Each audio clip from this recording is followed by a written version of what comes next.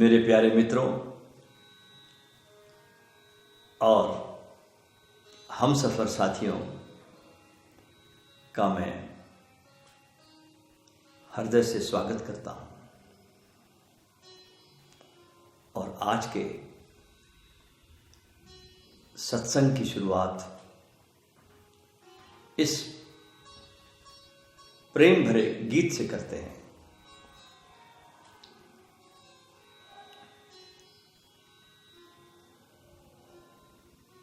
तेरे सुर और मेरे गीत, तेरे सुर और मेरे गीत, दोनों मिलकर बनेगी प्रीत। तेरे सुर और मेरे गीत, धड़कन में तू है समाया हुआ, ख्यालों में तू छाया हुआ, धड़कन में तू ही समाया हुआ, ख्यालों में तू छाया हुआ। दुनिया के मेले में लाखों मिले, मगर तू दिल को भाया हुआ। मैं तेरी जोगन, तू मेरा मीत, दोनों मिलकर बनेगी प्रीत। तेरे सुर और मेरे गीत, मुझको अगर भूल जाओगे तुम, मुझसे अगर दूर जाओगे तुम, मेरी मोहब्बत में तासीर है, तो खिंच के मेरे पास आओगे तुम।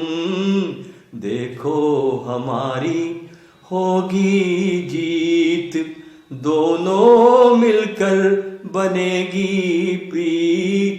तेरे सुर और मेरे गीत। दुनिया में प्रेम से बड़ा कोई भी सम्मोहन नहीं है। सम्मोहन की कला प्राचीनतम विज्ञानों में से एक है। अटलांटिस के लुप्त महाद्वीप में उस समय इसका उपयोग होता था और इसका साहित्य इजिप्ट के अलेक्जेंड्रिया में रखा गया था। ग्रीस के महान खोजी एवं अन्वेषक पाइथागोरस ने इस अलेक्जेंड्रिया के पुस्तकालय में अपने जीवन का बहुत बड़ा समय बिताया। कहा जाता है कि अलेक्जेंड्रिया का पुस्तकालय ये विश्व का महानतम पुस्तकालय था। इससे बड़ा कोई पुस्तकालय उस समय धरती पर नहीं था। यहां तक कि जो ब्रिटिश संग्रहालय का पुस्तकालय जो है, इसके सामने कुछ नहीं था। लेकिन इसे मुस्लिम आक्रांत खली ओमर द्वारा जला दिया गया और अलेक्जेंड्रिया के इस पुस्तकालय की आग को बुझाने में 6 महीने लगे। इससे उस संग्रह की, उस किताबों की विशालता एवं उसके विस्तार का हमें भली भांति अनुमान हो सकता है। खली ओमर ने इजिप्ट के उस पुस्तकालय को नष्ट कर दिया जिसमें दुनिया का सबसे बहुमूल्य अमूल्य साहित्य था। और ईसाइयत ने इस दौरान उन जीवित महिलाओं को जला डाला जिनके पास सम्मोहन एवं ध्यान का बहुत बड़ा विज्ञान था। उन महिलाओं को मार डाला गया, उन्हें बिच कहा गया, और वे छोटी छोटी छुपी हुई मिस्ट्री स्कूल में, रहस्य विश्वविद्यालयों में वे महिलाएं इस सम्मोहन की और सम्मोहन के द्वारा ध्यान में गहरे जाने की शिक्षा देती थी। सम्मोहन का विज्ञान और ध्यान का विज्ञान एक ही सिक्के के दो पहलू हैं। सम्मोहन का कुल मतलब इतना ही है, अगर हम छोटे में समझना चाहे, कि शरीर को आज्ञा देनी है और उस शरीर को, अपने शरीर को आज्ञा में ले आना है। ध्यान रहे कि शरीर हमारा बहुत आज्ञाकारी है, और यह भी ध्यान रहे कि जितना शरीर हमारा स्वस्थ होगा उतना ही वो शरीर आज्ञाकारी भी होगा, क्योंकि स्वस्थ शरीर का तो मतलब ही यही है, आपकी आज्ञा मानने वाला शरीर। और अस्वस्थ शरीर किसे कहेंगे? जिसने आपकी आज्ञाओं को मानना छोड़ दिया। उदाहरण के लिए, जैसे कि आप कहते हैं कि नींद आ रही है और शरीर कहता कहां आ रही है। आप कहते हैं भूख लगी है और आज्ञा न मानने वाला शरीर कहता है कहां लगी, बिल्कुल भूख नहीं लगी। तो इस शरीर को आज्ञा में लाने का कार्य सम्मोहन करता है। इजिप्ट और ग्रीस में सम्मोहन के लिए मंदिर होते थे उन दिनों में, जिन्हें स्लीप टेम्पल या ड्रीम टेम्पल कहा जाता था। और ये टेम्पल मनुष्यों के इलाज के लिए काम आते थे। आप जानकर हैरान होंगे कि दुनिया में कत्लेआम मचा देने वाले हिटलर के बारे में माना जाता है कि उसने सम्मोहन के प्रभाव में आखिरी कदम उठाए। पहले विश्व युद्ध के बाद हिटलर कई प्रकार की बीमारियों का शिकार हो गया था, जिसमें से एक बड़ी भारी बीमारी थी हिटलर को, हिस्टेरियल ब्लाइंडनेस। उस समय के अखबार डेली मेल की रिपोर्ट के अनुसार इलाज के दौरान हिटलर को एक बहुत बड़े सम्मोहनविद एडमंड फास्टर के पास लाया गया, जो कि एक बहुत बड़े सम्मोहन करता थे। और इलाज के दौरान हिटलर ये मानने लगा कि उसे जर्मनी को सबसे आगे ले जाना है। और फिर जो हुआ उसे सारी दुनिया जानती है। और बाद में तो पश्चाताप और ग्लानि से भरा हुआ ये इलाज करने वाला सम्मोहन करता डॉक्टर भी, इसने भी आत्महत्या कर ली। हिप्नोटिज्म या हिप्नोसिस का जन्म ग्रीक भाषा से हुआ है और सम्मोहन की विद्या का इस्तेमाल बहुत प्राचीन वक्त से हो रहा है। माना जाता है कि सबसे पहले स्विट्जरलैंड के चिकित्सक पैरासिलस, इस व्यक्ति ने 15वीं सदी में मरीजों को दर्द से राहत देने के लिए सम्मोहित करना शुरू किया था, क्योंकि उस वक्त दर्द की राहत देने के लिए एनेस्थीसिया नहीं था, लिहाजा वे संक्रमित पैर या हाथ या शरीर के किसी भी हिस्से को काटने के लिए मरीज को सम्मोहित किया करते थे। ये एक तरह का पेन मैनेजमेंट का काम करता था। हमारे भारत के मनु संहिता में सम्मोहन का जिक्र मिलता है। अगर वास्तव में देखा जाए, हकीकत में देखा जाए, तो ध्यान का उद्देश्य मन को पूर्ण रूप से एकाग्र करके ईश्वर को समर्पित कर देना है। और इस समर्पण से जो शक्ति का हमें अंश प्राप्त होता है, इस समर्पण से, उसी को सम्मोहन शक्ति कहते हैं। आधुनिक रूप से सम्मोहन 18वीं शताब्दी से प्रारंभ हुआ था।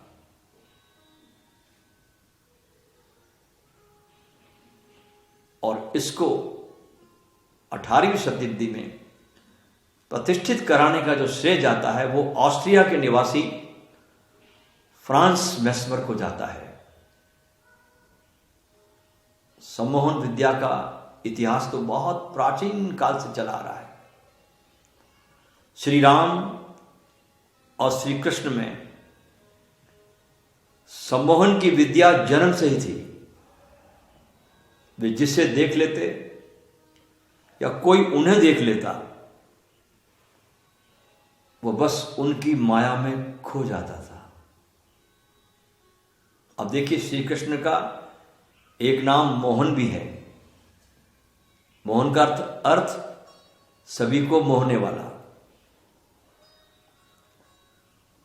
श्री कृष्ण का व्यक्तित्व और उनकी खूबसूरती, उनकी सुंदरता सभी का मन मोह लिया करती थी।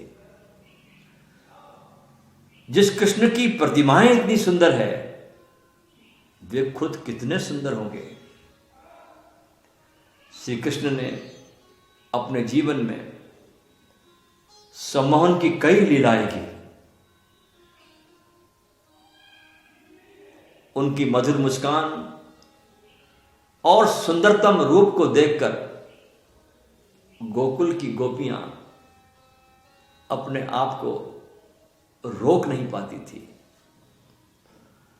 और उनके मोहवश सब कुछ दांव पर लगाकर, सबको भूलकर, बस कृष्ण का साथ कैसे मिले, उनका संग कैसे मिले, इसको पाने के लिए लालायित हो जाती थी।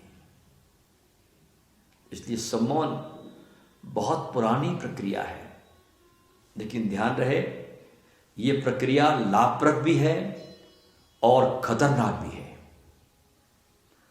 और पूरब ही सम्मोहन का पहला खोजी है, लेकिन हम उसे दूसरा नाम देते हैं। हमने उसे योग तंद्रा कहा है। हमारे लिए सम्मोहन का ये दूसरा शब्द है, जिसे हम योग तंद्रा कहते हैं। और हिप्नोसिस शब्द का मतलब भी तंद्रा है। वह भी ग्रीक भाषा के शब्द हिप्नोस से बना है, जिसका अर्थ नींद होता है। दो तरह की नींद संभव होती है। एक तो वो नींद जब आपका शरीर थक जाता है, रात आप सो जाते हैं, वो नींद प्राकृतिक है। दूसरी नींद है जो चेष्टा करके आप में लाई जा सकती है। योग तंद्रा, सम्मोहन या हिप्नोसिस वही दूसरी तरह की नींद है। रात जब आप सोते हैं, तब आपका चेतन मन धीरे धीरे शांत हो जाता है और अचेतन मन आपका सक्रिय हो जाता है। और आप अपने मन की गहरी परतों में आप उतर जाते हैं। और सम्मोहन में भी यही चेष्टा प्रयोग किया जाता है कि आपके मन की ऊपर की परत जो रोज सक्रिय रहती है उससे सुला दिया जाता है और आपके भीतर का मन सक्रिय हो जाता है। और ध्यान रहे कि भीतर का जो मन है वो ज्यादा सत्य है, क्योंकि भीतर के मन को अभी तक समाज विकृत नहीं कर पाया। भीतर का मन ज्यादा प्रामाणिक है, क्योंकि भीतर का मन अभी भी प्रकृति के अनुसार चलता है। आपके भीतर के मन में कोई पाखंड, कोई धोखा, भीतर के मन में कोई संदेह, कोई शक, शुबहा कुछ भी नहीं है। आपके भीतर का मन बिल्कुल बच्चे के समान निर्दोष है। जैसे पहले दिन का बच्चा पैदा होता है, उसका जैसे मन निर्दोष होता है, वैसा ही निर्दोष मन हमारे भीतर है। धूल तो बस ऊपर ऊपर जम गई है, मन के बाहर की परतों पर कचरा इकट्ठा हो गया है। भीतर जैसे हम प्रवेश करते हैं वैसे वैसे हमें शुद्ध मन उपलब्ध होता है। इस शुद्ध मन से, इस कुंवारे मन से, निर्दोष मन से हिप्नोसिस के द्वारा संपर्क किया जा सकता है। स्वभावतः लाभ भी हो सकता है और खतरा भी हो सकता है। अगर कोई इस मन को खतरा पहुंचाना चाहे तो भी पहुंचा सकता है। क्यों पहुंचा सकता है? क्योंकि वो भीतर का मन संदेह करता ही नहीं है। उससे जो भी कहा जाता है वह मान लेता है। ये जो अचेतन मन है वो परम श्रद्धावान है। उससे जो भी कहा जाए वो उस पर प्रश्न नहीं उठाता, वो उसे स्वीकार कर लेता पूरे प्राणों से। यही श्रद्धा का अर्थ भी है। वो संदेह करना जानता ही नहीं। संदेह तो मन की ऊपर की परत जो तर्क सीख गई है वही करती है। तो इस का लाभ भी है और खतरा भी है। लेकिन मित्रों, सम्मोहन का लाभ भी उठाया जा सकता है। पश्चिम में अभी कुछ वर्ष पहले एक बहुत बड़ा सम्मोहक था जिसका नाम था कुए। इस आदमी ने लाखों मरीजों को ठीक किया सिर्फ सम्मोहन के द्वारा। अब तक दुनिया का कोई भी चिकित्सक किसी भी चिकित्सा पद्धति से इतने मरीजों को ठीक नहीं कर पाया जितना इस व्यक्ति ने सम्मोहन से किया। असाध्य बीमारियां दूर की, क्योंकि भरोसा दिला दिया आपके दूसरे मन को, अचेतन मन को, भीतर की बीमारी है ही नहीं। और ये भरोसा आते ही, जैसे आपके अचेतन मन को भरोसा आता है कि मुझे कोई बीमारी नहीं है, शरीर आपका बदलना शुरू हो जाता है। इस कुएं ने हजारों लोगों की शराब, सिगरेट और इस तरह के दुर्व्यसन छुड़ा दिए, क्योंकि भरोसा दिला दिया भीतर। मन को अगर गहरे में भरोसा आ जाए तो आपके शरीर पर परिणाम आने शुरू हो जाते हैं। तो लाभ भी हो सकता है। जैसे आपको अगर ध्यान नहीं लगता है, आप ध्यान करते हैं, मेडिटेशन करते हैं और आपका ध्यान लग नहीं पाता, और सम्मोहन में अगर आपको सुझाव दे दिया जाए तो दूसरे दिन से ही आपका ध्यान लगना शुरू हो जाता है और गहरा भी जाता है। आप प्रार्थना करते हैं लेकिन व्यर्थ के विचार भी आते हैं और सम्मोहित करके आपको कह दिया जाए कि प्रार्थना के क्षण में कोई विचार नहीं आएंगे, तो आपकी प्रार्थना परम शांत और आनंदपूर्ण हो जाएगी। कोई विचार का विषय नहीं रह जाएगा। आपकी साधना में भी सम्मोहन के द्वारा सहयोग पहुंचाया जा सकता है।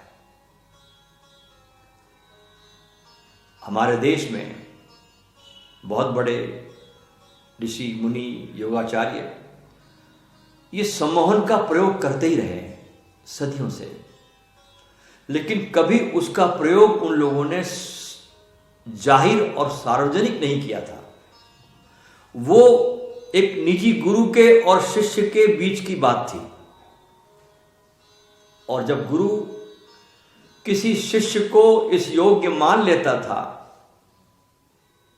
कि अब उसके अचेतन में प्रवेश करके काम शुरू करे, तो ही गुरु उसके अचेतन मन पर प्रयोग करता था सम्मोहन के। और जब कोई शिष्य किसी गुरु को इस योग्य मान लेता था कि उसके चरणों में सब कुछ समर्पित कर दे, तभी कोई गुरु उसके भीतर प्रवेश करके सम्मोहन का प्रयोग करता था। ऐसे तो रास्ते पर काम करने वाले सम्मोहक भी है, स्टेज पर प्रयोग करने वाले सम्मोहक भी है, जादूगर भी है, और उनके साथ आपका कोई श्रद्धा का नाता नहीं है। तो ऐसे संबंध आपको नुकसान पहुंचा सकते हैं। अचेतन मन बहुत शक्तिशाली है। आपके चेतन मन के पास कोई भी शक्ति नहीं है। आपका चेतन मन, ध्यान रहे, बहुत कमजोर है, जिससे आप काम चलाते हैं दिन भर।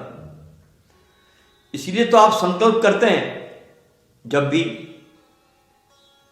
कि सिगरेट नहीं पीऊंगा, छोड़ दूंगा,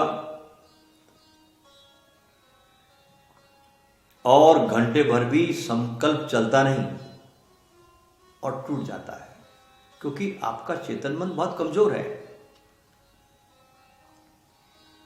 जिस मन से आपने संकल्प किया वो बहुत कमजोर है, उसकी ताकत ही नहीं है। अगर यही संकल्प भीतर के मन तक पहुंच जाए, आपके अचेतन में, तो यह महाशक्तिशाली हो जाता है, और फिर उसे तोड़ना करीब करीब असंभव है। हर मां बाप अक्सर बच्चे के इसी अचेतन मन को भारी नुकसान पहुंचाते हैं। ध्यान से सुनिए। अब जैसे कि अगर आप किसी बच्चे से ये बार बार कहो कि तुझे गणित नहीं आता, तुझे गणित नहीं आता, तू बहुत कमजोर है,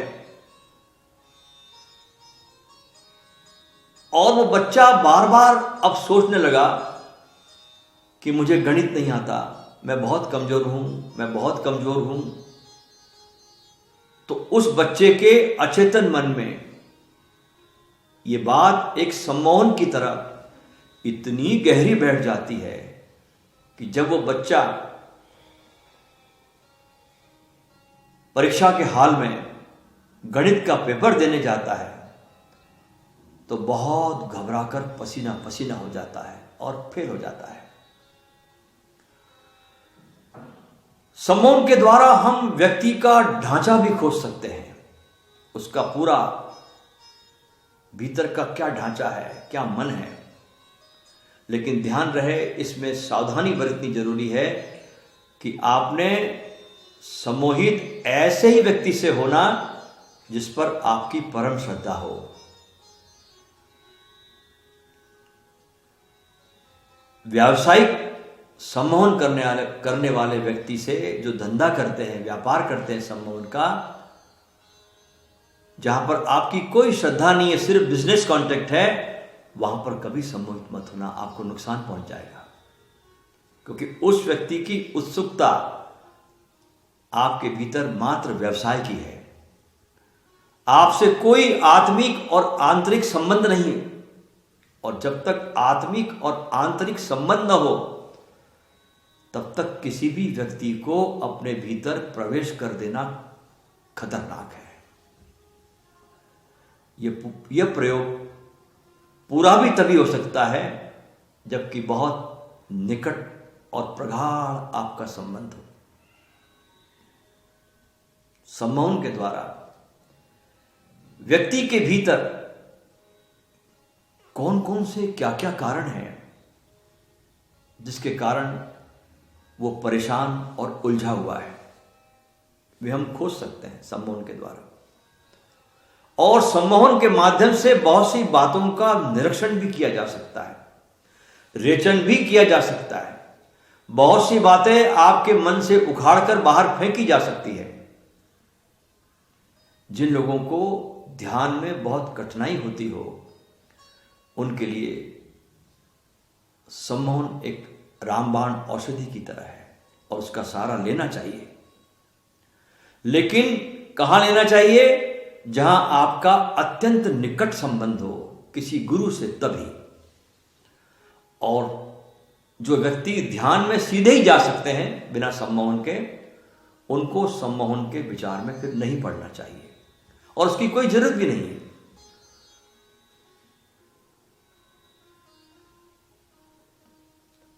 मनोवैज्ञानिक कहते हैं कि हमारे जीवन की 100 में से 90 घटनाएं हमारे सम्मोहन से घटती है।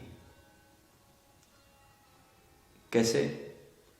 एक आदमी खांसना शुरू करता है, अभी एक नहीं शुरू की, अचानक सबको खांसी आनी शुरू हो जाती है। आपको पता भी नहीं है कि सिर्फ सम्मोहन है। अभी तक आप सब बैठे थे, कोई खांसी नहीं थी, लेकिन एक आदमी क्या खांसा कि आपको खांसी का ख्याल आ गया। ख्याल आते ही आपने सम्मोहन को पकड़ा। सम्मोहन को पकड़ते से ही आपके गले में खराश शुरू हुई। अब आप खांसेंगे, अब आप बच नहीं सकते। ये सजेशन है, इसने मंत्र का काम किया। अब आप इसका अनुगमन करेंगे। जैसे ठंड के दिनों में तब तक आपको उतनी ठंड नहीं लगती, लेकिन जैसे ही अखबार में आता है कि कल का तापमान 2 डिग्री था, अब ठंड लगने लगी। कभी हम अखबार या टीवी के माध्यम से जानते हैं कि आज देश का तापमान 48 डिग्री हो गया है। हालांकि यह तापमान हमारे कमरे का नहीं होता, ये तो कहीं सड़क पर नापा जाता है। लेकिन इस खबर के सम्मोहन ने आपको पकड़ा और आपको अब गर्मी लगने लगी, जो बिल्कुल झूठी है। ऐसे ही हमारी 100 में से 50% बीमारियां बिल्कुल झूठी है। बीमारियों के बढ़ने का कारण बीमारियां नहीं है, उसका मेन कारण है कि आदमी का झूठ बढ़ता जा रहा है।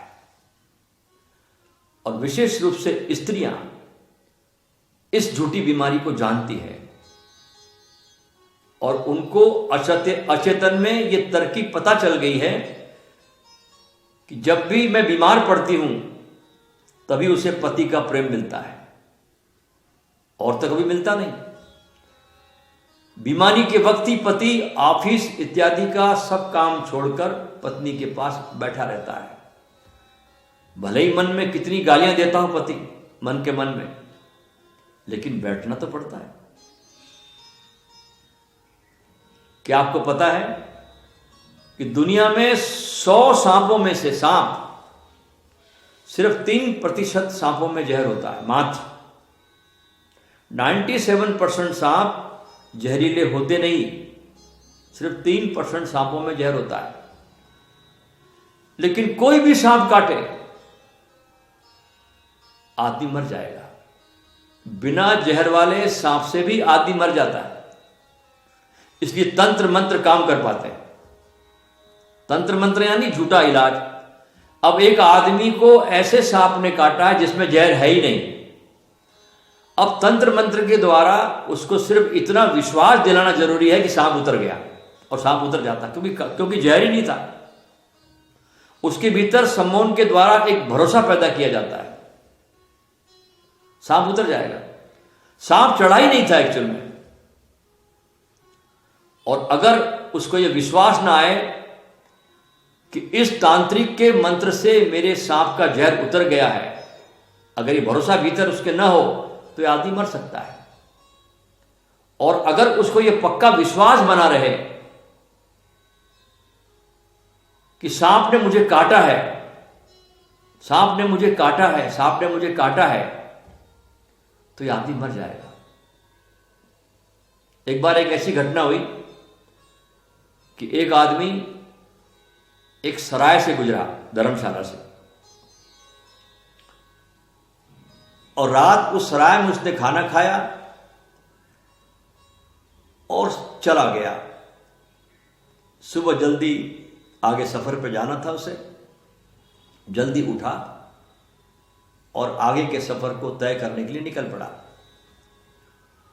वो व्यक्ति साल भर के बाद वापस लौटा उसी सराय में और वहां पर ठहरा। तो सराय के मालिक ने कहा कि आप सकुशल तो है ना, हम तो बड़े डर गए थे। उस व्यक्ति ने पूछा क्या हो गया? तो सराय का मालिक कहने लगा कि जिस रात में आप यहां ठहरे थे, जो खाना बना था और जो खाना आपने खाया था, उसमें गलती से अंधेरे में एक सांप गिर गया था। तो 4 आदमियों ने खाया और वे चारों मर गए। एक आप ही थे जो आप जल्दी उठकर चले गए। आपके लिए हम बहुत चिंतित थे, मगर आप जिंदा है। उस आदमी ने घबरा कर कहा सांप, और वह आदमी वहीं गिर पड़ा और मर गया। साल भर के बाद कहा कि सांप खा गया हूं मैं। उसके हाथ पैर कंपे और वहीं गिर गया। उस सराय के मालिक ने कहा घबराइए नहीं, अब तो कोई सवाल ही नहीं है। पर वह आदमी गया तो जा चुका। इस तरह की बीमारी के लिए दुनिया में हिप्नोसिस की बहुत जरूरत है, उपयोग है। लेकिन हिप्नोसिस का कुल मतलब इतना ही है कि जो भी हमने व्यर्थ झूठा चारों तरफ जोड़ लिया है, उसे हम एक दूसरे झूठ से काट सकते हैं। ध्यान रहे, अगर झूठा कांटा किसी के पैर में लगा हो तो असली कांटे से कभी मत निकालना। झूठे कांटे को असली कांटे से निकालने में बड़ा खतरा होगा। एक तो झूठा कांटा निकलेगा नहीं, और असली कांटा और पैर में छेद कर जाएगा, नुकसान पहुंचा जाएगा, क्योंकि कांटा वहां है ही नहीं, झूठा है वो। झूठे कांटे को झूठे कांटे से ही निकालना होता है। अच्छा, ध्यान में और हिप्नोसिस में क्या संबंध है? इतना ही संबंध है कि जहां जहां तक झूठे कांटे गड़े हैं, वहां तक हम हिप्नोसिस का उपयोग कर सकते हैं, और किया जाता है। जैसे कि मैं आपसे ध्यान कराते समय कहता हूं कि भाव करें कि शरीर आपका शिथिल हो रहा है, शरीर शिथिल हो रहा है, शरीर शांत हो रहा है। ये सम्मोहन है, क्योंकि असल में आपने ही अपने स्वयं के भीतर ये भाव करके रखा है कि मेरा शरीर तो शांत हो ही नहीं सकता, शिथिल हो ही नहीं सकता।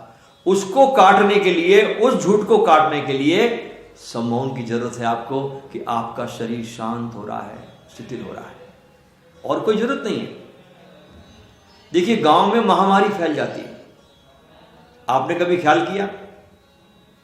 संक्रामक बीमारी फैल जाती है, लोग एकदम बीमार पड़ने लगते हैं, लेकिन डॉक्टर और नर्सेस दिन रात उसी संक्रामक बीमारी में मरीजों का इलाज करते रहते हैं, उनकी सेवा करते रहते हैं, और बीमार नहीं पड़ते। अगर बीमारी है तो सबसे पहले उनको लग जानी चाहिए। सिर्फ सम्मोहन कि अब ये डॉक्टर जानता है कि मैं तो डॉक्टर हूं, यह सम्मोहन उसको बीमारी के प्रवेश से रोकता है। ये दूसरे की सेवा में इतना रत हो गया है कि बीमारी का मंत्र उस पर काम नहीं कर पाता और बाकी लोग भय के कारण बीमार पड़ते चले जाते हैं। मनस्वित कहते हैं एक सुंदर बात कि इसमें बीमारी के कीटाणु जितना काम करते हैं वो तो बहुत कम है, लेकिन इसमें सम्मोहन की क्षमता ही ज्यादा काम करती है। जैसे मनस्वित कहते हैं कि अगर एक मुल्क में लोग 70 साल तक जीते हैं, जैसे एक औसतन आयु जिस मुल्क में 70 साल की होती है, तो पूरे मुल्क के मनस में यह सम्मोहन बैठ जाता है कि इससे ज्यादा तो जिया नहीं जा सकता। ये माइंड में आपके सेट हो जाता है कि इससे ज्यादा तो जिया नहीं जा सकता। शरीर के शास्त्री जो शरीर को जानते हैं, इस विज्ञान को, वे कहते हैं कि मनुष्य का शरीर कोई कारण दिखाई नहीं पड़ता कि इतनी जल्दी क्यों मर जाए। बहुत जी सकता है मनुष्य। पुराने युगों में लोग 300-300 400 साल लोग जीते थे, बहुत जी सकता है।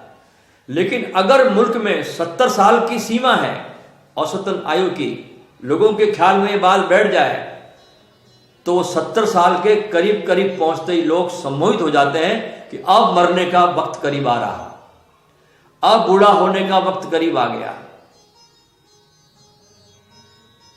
ये सम्मोहन काम करता है।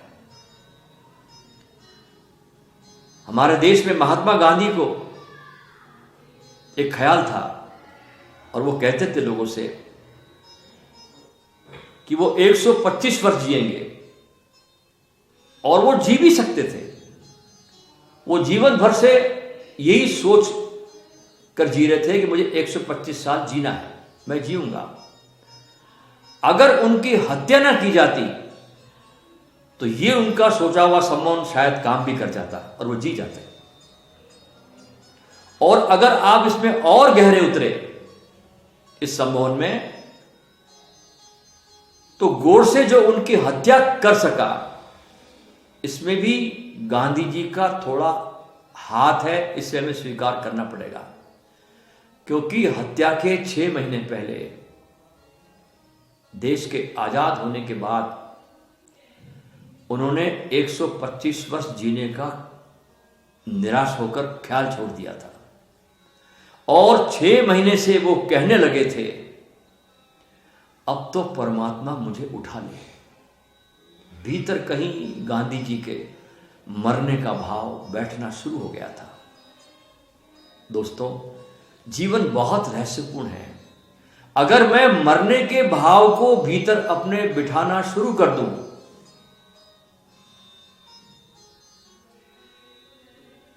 तो कोई मुझे मारने के भाव से संक्रमित हो जाएगा। क्योंकि जीवन संयुक्त है। शरीर हमारे मन की आज्ञा मानकर ही चल रहा है। अभी भी बीमार पड़ता है तो हमारी आज्ञा मानकर चलता है, स्वस्थ होता है तो हमारी आज्ञा मानकर चलता है, बूढ़ा होता है तो हमारी आज्ञा मानकर चलता है, जीता है, मरता है।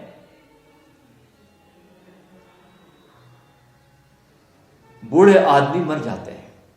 उसका गहरा कारण यह है कि बूढ़ा होते ही आदमी मरने की आकांक्षा करने लगता है। करता है। जवान आदमी मरता नहीं। उसका मौलिक कारण जवानी नहीं है। जवान आदमी मरना नहीं चाहता, यह मौलिक कारण है। यह शारीरिक घटना कम है और मानसिक घटना ज्यादा है।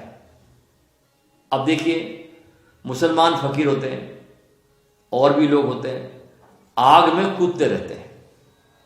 सूफी फकीर आग पर उतर जाते हैं। वो सिर्फ एक सम्मोहन है, सिर्फ एक बहाव भीतर प्रगाढ़ है कि पैर नहीं जलेंगे, नहीं जल सकते, अल्लाह का साथ है। तो फिर पैर जलते नहीं। इसमें अल्लाह कुछ भी नहीं कर रहा, सिर्फ ये भाव, प्रगाढ़ भाव है कि पैर नहीं जल सकते, तो अंगारा भी पैर पर असर नहीं कर पाता। ये देखा लोगों ने। क्योंकि अंगारे को भी असर करना हो पैर पर, तो मन का सहयोग चाहिए। मन के सहयोग के बिना वह भी प्रभाव नहीं कर पाता। तो आग से आदमी गुजर जाएगा और उसके पैर नहीं जलेंगे। ये चमत्कार होते देखा है। और आप सोचते हैं कि ये बहुत कठिन है, तो आप किसी को भी जो श्रद्धा रखता हो, जो आपके प्रेम में हो, उसको सम्मोहित करके बेहोश कर ले और उसके हाथ में एक साधारण सा कंकड़ रख दे और सम्मोहित करके उसको कहे कि ये तेरे हाथ में अंगारा है। और चमत्कार देखिए कि उस व्यक्ति के जो सम्मोहित हुआ है उसके हाथ में फफोला आ जाएगा। इतनी शक्ति है सम्मोहन की। सम्मोहन की शक्ति साधारण नहीं है, सबसे बड़ी शक्ति है आपके भीतर अचेतन में। जैसे अवधि के सम्मोहन हमारे पूरे जीवन में कहां कहां काम करता है। जैसे आप शादी कर लेते हैं, विवाह कर लेते हैं। विवाह करके आप करते क्या है? 7 चक्कर लगाकर आप करते क्या है? वो सिर्फ एक सम्मोहन की प्रक्रिया है कि 7 चक्कर लगाकर, धूमधाम मचाकर, बैंड बाजा बजाकर, पंडित पुरोहित को बुलाकर, लोगों को इकट्ठा करके आप अपने को सम्मोहित कर रहे हैं कि अब मेरी पत्नी है ये। कल ये पत्नी मरती, आपको कोई दुख ना होता। आज मरेगी तो अब आप छाती पीट कर रो रहे हैं क्योंकि आपने इस पत्नी के लिए अपने को सम्मोहित कर लिया। बड़ा आश्चर्य है। इस 7 चक्कर ने, ये तंत्र मंत्र ने, ये भीड़ भाड़ ने, बैंड बाजे ने इतना चमत्कार कर दिया कि आप छाती पीट कर रोने लगे। इन सब ने बस आपको सम्मोहित किया और कुछ भी नहीं। इसलिए जो लोग सोचते हैं कि शादी ब्याह में इतने क्रियाकांड करने की जरूरत नहीं है, जो आधुनिक लोग सोचते हैं ना, उनको पता नहीं है कि अगर ये क्रियाकांड नहीं होगा तो पत्नी पैदा ही नहीं होगी। ये क्रियाकांड अनिवार्य है, सम्मोहन का हिस्सा है। इसलिए जिन मुल्कों ने इन तथाकथित बुद्धिमानों की बात मानकर, और कभी कभी तो ऐसा लगता है कि बुद्धिमान बहुत बुद्धिहीनता की बातें भी करते हैं,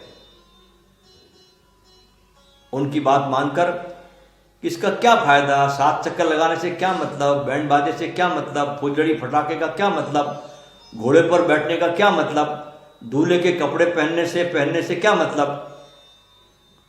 विवाह करना, शादी करना तो कर लो, हाथ मिला लो, माला डाल दो, विवाह हो गया। लेकिन ध्यान रखना, वो सारी की सारी प्रक्रिया सम्मोहन की प्रक्रिया थी। उस सम्मोहन के प्रभाव में ही तुम पति बनते हो और वो पत्नी बनती है और तुम्हारे बीच संबंध निर्मित होता है। वो तुम्हें अपनी मालूम पड़ती है, तुम उसे उसके मालूम पड़ते हो। अब अगर वो सारी क्रिया तुमने छोड़ दी तो तलाक बिल्कुल अनिवार्य हो जाएगा। जिन जिन देशों ने, जिन जिन मुल्कों ने ये विवाह का क्रियाकांड छोड़ दिया, उन मुल्कों में तलाक का क्रियाकांड बहुत ज्यादा निर्मित हो गया। और ये अनिवार्य है क्योंकि हमें पता नहीं है, मन के काम करने के सब ढंग सम्मोहन के हैं। उस प्रक्रिया से गुजरेंगे तो मन सम्मोहित हो जाएगा। जब आप एक लड़के को गांव में दूल्हा बनाकर घोड़े पर बिठाकर निकालते हैं और ऐसा मौका जिंदगी में उसे दोबारा फिर घोड़े पर बैठकर पूरे गांव में निकलने का अब दोबारा आने वाला नहीं है। पहली दफा वो अनुभव करता है कि मैं भी कुछ हूं, और सारे लोग उसे दूल्हे राजा कहते हैं। एक क्षण को वो खुद भी राजी हो जाता है कि वो राजा हो गया और ठीक राजा की शान से घूमता है। बगल में कटार लटकी हुई है, अच्छा ड्रेस पहना हुआ है, राजा की तरह साफा पहना हुआ है, उस पर तुर्रा भी लटक रहा है। जिंदगी में ये शिखर उसको फिर दोबारा कभी नहीं मिलेगा। और इस अहंकार के क्षण में जब वो अहंकार की घोड़ी पर चढ़ बैठा है, सम्मोहन बहुत आसान है। ख्याल रहे कि अहंकार शून्य आदमी हो तो सम्मोहित नहीं किया जा सकता। और संसार में करीब करीब सभी लोग अहंकार की ही यात्रा पर है। जिन्होंने ये सब प्रक्रियाएं खोजी थी हमारे देश में, बैंड बाजों की, घोड़ी की, दूल्हे की, वे मन की माया को समझते थे। और आज के जो तथाकथित बुद्धिमान लोग हैं, उनको मन की माया का कुछ पता नहीं है। वे निपट मूर्खतापूर्ण बातें लोगों को समझाते रहते हैं और दुनिया को सुधारने के काम में व्यर्थ लगे रहते हैं। यद्यपि वे तर्क देते हैं, लेकिन उनके तर्क सिर्फ होते हैं, उनको इसके रहस्य का पता ही नहीं। और जब ये लोग बातें करते सुधार की, तो लगता है बिल्कुल ठीक कह रहे हैं, क्या जरूरत है इतना खर्च करने की। हमें समझाते भाई क्या जरूरत है इतना खर्च करने की, लेकिन वो खर्च अगर ना हो तो सम्मोहन पैदा नहीं होगा। इसलिए गरीब आदमी भी अपनी हैसियत से उस सम्मोहन में ज्यादा खर्च कर लेता है। क्यों? क्योंकि वो जानता है कि ये खर्च करने का मौका उसे दोबारा कभी नहीं आएगा। हैसियत से ज्यादा खर्च करके वो अपने दिल को बहुत नाजुक कर लेता है और बड़े अहंकार से भर जाता है। उस क्षण में उसके भीतर जो प्रवेश कर जाता है वो टिकेगा। अब वो स्त्री साधारण नहीं रही, पत्नी हो गई। अब वो पराई नहीं रही, मेरी हो गई। ये जो मेरा होना है, इसके लिए मूल्य चुकाना पड़ता है। और हमारा सारा का सारा जीवन ऐसे ही चलता है। मेरा शरीर भी मेरा ही सम्मोहन है। इसलिए ख्याल रहे कि आपके शरीर में भी आपके बड़े विभाजन हैं। जैसे शरीर के ऊपर का हिस्सा आपको ज्यादा अपना लगता है, मेरा है, और शरीर के नीचे का हिस्सा जो आपका है वो आपको अपना कम लगता है। ये बड़े मजे की बात है। शरीर आपका एक ही है, उसमें नीचे के शरीर को आदमी ऐसा समझता है कि अपना है ही नहीं, ऊपर के शरीर को समझता है अपना। और सबसे ज्यादा तो अपना समझता है वो खोपड़ी को, बस यही मेरी है। और ये शरीर के विभाजन आपके इतने गहरे हो सकते हैं, जैसे कि सारी संस्कृतियों ने, जिन्होंने भी काम वासना का दमन करवाया है, तो मनुष्य को लगता ही नहीं कि जननेंद्रिय उनके शरीर का हिस्सा भी है, क्योंकि दमन है। इसलिए उसको आप छिपाए चलते हैं, घबराए रहते हैं, डरे रहते हैं, भयभीत रहते हैं। ऐसा लगता है जैसे कोई आपके शरीर में कोई दुश्मन बैठा हुआ है। छोटे छोटे बच्चे में हम सम्मोहन को पैदा करवाते हैं। जैसे ही थोड़ा बच्चा बड़ा होता है, नेचुरल रूप से वो अपनी जननेंद्रिय को छूता है, अचेतन छूता है। वो कोई कारण नहीं छूने का, प्रकृति उसे प्रोवोक कर रही है छूने के लिए। जैसे ही वो छूता है, सारा घर रोकने को उस बच्चे को तत्पर हो जाता है। ए छुओ मत। बच्चे को खुद भी बहुत हैरानी होती है, क्योंकि बच्चे को अभी तक कुछ पता नहीं है कि हाथ में और जननेंद्रिय में कोई फर्क भी है। लेकिन सारा घर बच्चे की इस हरकत से सचेत हो जाता है और पूरे घर में निंदा का भाव आ जाता है। बच्चा भी डर जाता है कि मामला कुछ और है। बाकी सब शरीर में तो ठीक है, जननेंद्रिय ठीक नहीं है। और फिर ये भाव पूरी जिंदगी भर सघन होता चला जाता है और पूरी जिंदगी पीछा करता है। अभी अभी अमेरिका की एक खिलौना बनाने वाली कंपनी ने एक खिलौना बनाया है। कभी आपने ख्याल ही नहीं किया होगा कि आपके सब खिलौने झूठे हैं, क्योंकि उन खिलौनों में जन्नेंद्रिय नहीं होती। अगर आपका एक गुड्डा है तो उसमें जन्नेंद्रिय नहीं होती, बाकी सब होता है। लड़की है, गुड़िया है, तो उसमें जन्नेंद्रिय नहीं होती और बाकी सब होता है। एक बड़ी कंपनी को सूझा, और बड़ी सूझ की बात है, और 5-6 हजार वर्षों में पहली दफा किसी कंपनी को सूझा कि बात तो झूठ है, प्रामाणिक नहीं है। तो उस कंपनी ने जन्नेंद्रिय बना डाली खिलौनों में। तो सुप्रीम कोर्ट तक मुकदमा गया, और आखिर अमेरिका के सुप्रीम कोर्ट ने फैसला दिया कि जन्नेंद्रियां खिलौनों में नहीं बनाई जा सकती। आश्चर्यजनक बात है, क्या हमारा दिमाग है? क्यों नहीं बनाई जा सकती? उस कंपनी ने, बेचारी ने बहुत लड़ाई की, लेकिन नहीं बनाई जा सकी। कंपनी का तर्क था कि अगर यह शरीर में है तो फिर खिलौनों में क्यों नहीं होनी चाहिए? खिलौना प्रामाणिक होना चाहिए, झूठा नहीं। लेकिन बड़ी घबराहट फैल गई, और ऐसा प्रतीत हुआ कि जैसे सारे अमेरिका की बुद्धि इसी पर अटक गई। बड़े विरोध में पत्र लिखे गए, अखबारों में खबरें छपी, विवाद चला कि खिलौने में जन्नेंद्रिय होगी तो संस्कृतियां नष्ट हो जाएगी।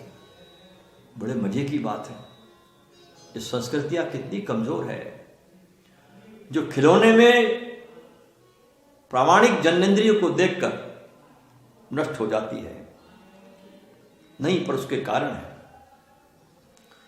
क्योंकि कोई भी जन्नेंद्रिय को अपना हिस्सा नहीं मानता है, क्योंकि बहुत गहन निंदा से मनुष्यता को भर दिया गया है। रूस में एक बड़ा संप्रदाय था कैथोलिक ईसाइयों का, जिसका नियम यह था कि जब तक कोई अपनी जन्नेंद्रिय न काट डाले तब तक वो धार्मिक नहीं हो सकता। देखो कितना बड़ा बड़ा पागलपन चलता है धर्म के नाम पर। तो हजारों लोगों ने अपनी जन्नेंद्रिय काट डाली। 4-5 हजार साल पहले सारी दुनिया में ऐसे समूह थे जो जन्नेंद्रियों को काटने में भरोसा रखते थे। ये सब बातें जानकर ऐसा प्रतीत होता है दोस्तों कि मनुष्यता ने जरा भी विकास नहीं किया है। बस उसने इतना ही किया है कि वो झाड़ से बस नीचे कूद गया है, और आज वो एक छोटे से काकरोच से भी भयभीत हो जाता है। आइए अब हम सम्मोहन के एक सुंदरतम ध्यान प्रयोग में प्रवेश करते हैं।